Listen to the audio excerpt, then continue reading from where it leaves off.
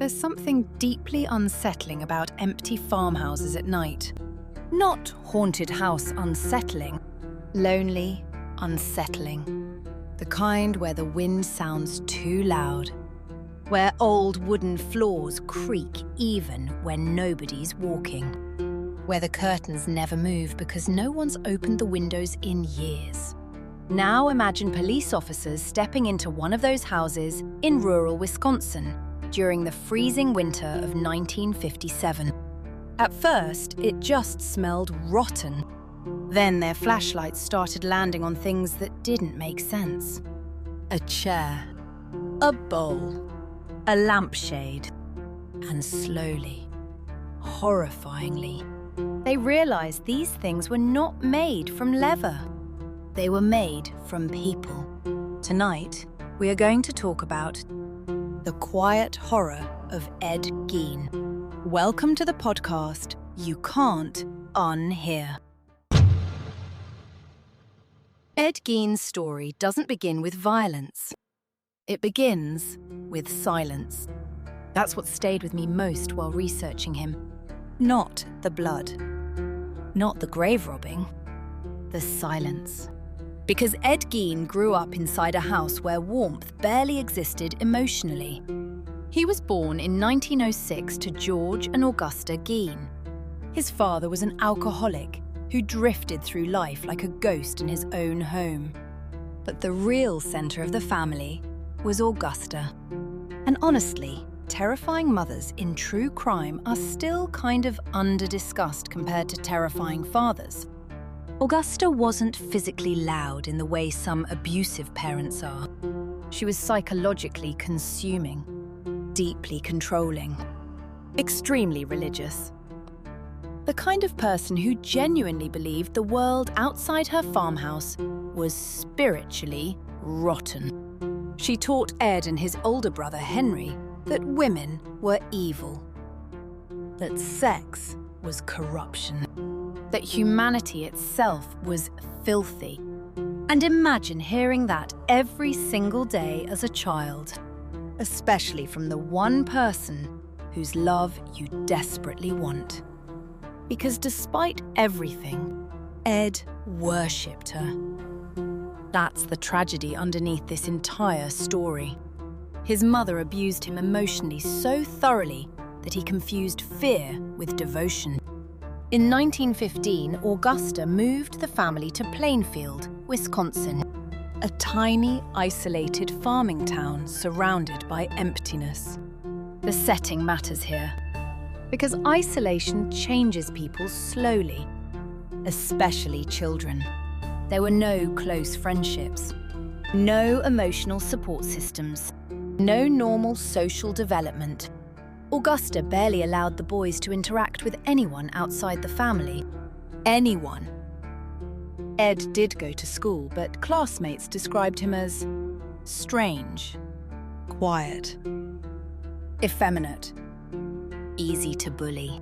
And after graduation, he basically retreated back into the farmhouse permanently.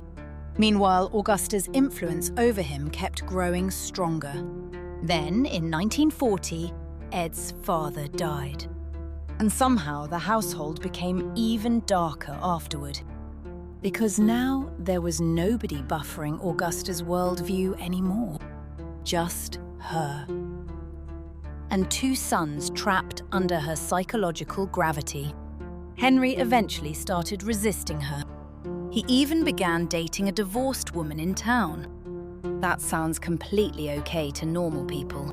But to Augusta? That was moral betrayal. And Henry reportedly tried encouraging Ed to stand up to their mother too. But Ed couldn't do it. Emotionally, he already belonged to Augusta completely. Then in 1944, a fire broke out on the Gein farm. During the chaos, Henry disappeared.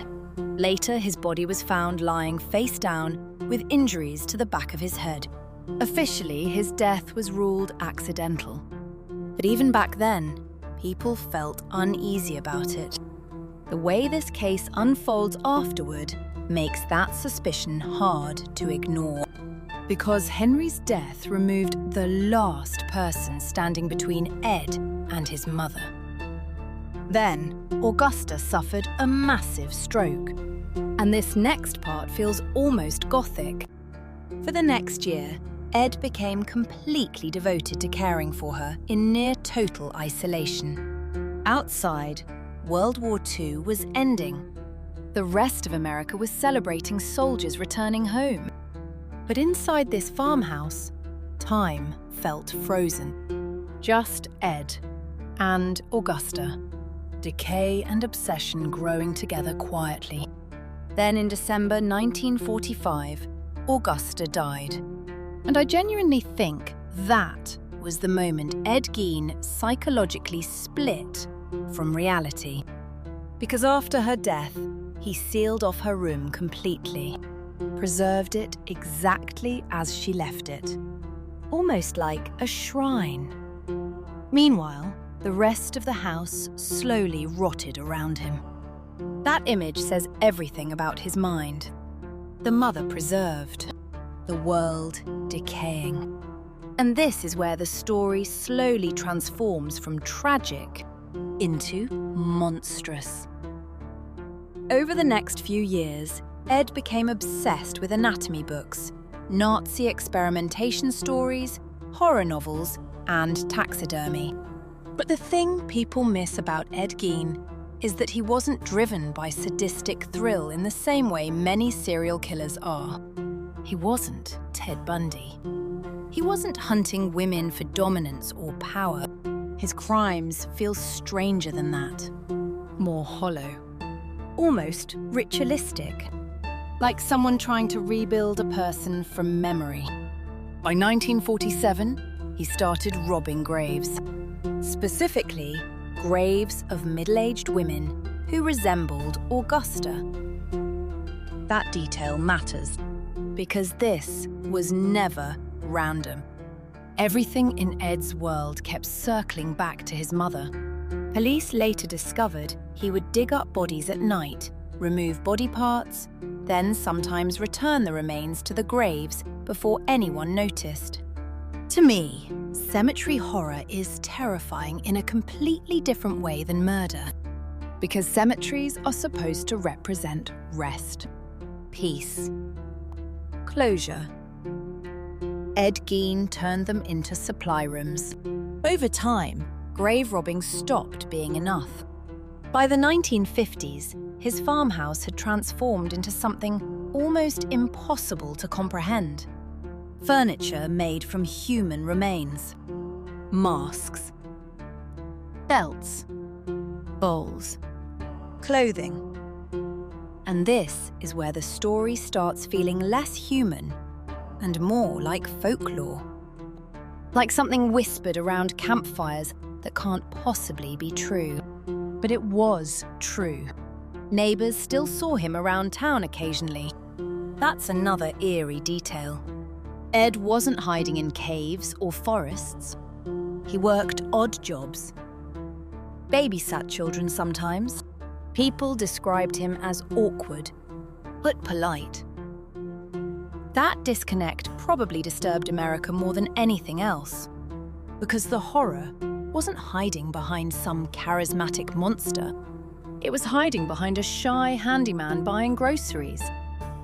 Then came December 8th, 1954. The night Ed Gein crossed another line permanently. He entered a tavern in Pine Grove where a woman named Mary Hogan worked. She resembled Augusta physically. Middle-aged, strong personality. And Gein killed her, dragged her body into the Wisconsin snow, and brought her back to the farmhouse. And this is the point where loneliness mutates into something horrific. Because Ed Gein wasn't just isolated anymore. He was trying to reconstruct intimacy through death, trying to physically build comfort from corpses. That's what makes this story feel so deeply sad beneath the horror. It's grotesque, but also emotionally empty. For years, Gein's madness stayed hidden. Then in November 1957, another woman disappeared. Bernice Worden. Her son Frank was a deputy sheriff. And this tiny detail changed everything. Because Frank remembered seeing Ed Gein acting strangely near the hardware store the day before. When Bernice vanished, police searched the store and found blood trailing through the snow outside. The last customer listed in the register was Ed Gein. That night, police finally went to the farmhouse. To put it frankly, this next section feels less like crime history and more like quietly entering hell. The officers searched the property in freezing darkness. Then, inside the barn, they found Bernice Worden, hanging upside down like butchered livestock. At first, some officers reportedly thought it was an animal carcass. Then, they entered the house. That is when the farmhouse discovery became one of the most infamous crime scene investigations in American history. Human skin turned into household objects. Faces mounted on walls. Organs stored in containers. Skulls transformed into bowls. And maybe the most horrifying detail of all, Ed Gein had reportedly made a skin suit for himself because, according to investigators, he wanted to become his mother. Not metaphorically. Literally. I'm pretty sure that's why this case still haunts people decades later. Because underneath all the gore is something psychologically devastating. A child who never emotionally separated from his mother. A man so hollowed out by isolation and obsession that identity itself started collapsing. After his arrest, Ed Gein became a media phenomenon almost immediately. America couldn't look away. And weirdly, that's another uncomfortable layer to this story. Because Gein became more famous than his victims ever did. Mary Hogan. Bernice Worden. The women in the graves. Most people barely remember their names now. But everyone remembers Ed Gein. And somehow, his crimes became immortalized through pop culture. Norman Bates from Psycho. Leatherface from Texas Chainsaw Massacre. Buffalo Bill from Silence of the Lambs. All partially inspired by him. This lonely Wisconsin farmhouse somehow leaked into horror culture. Ed spent the rest of his life inside psychiatric institutions. By most accounts, he behaved politely there. Quiet. Mild-mannered, which somehow makes everything worse. Because there's no satisfying cinematic ending to this story. No final transformation into a monster. Just a lonely old man fading away in a hospital bed in 1984. And maybe that's the strangest part of all.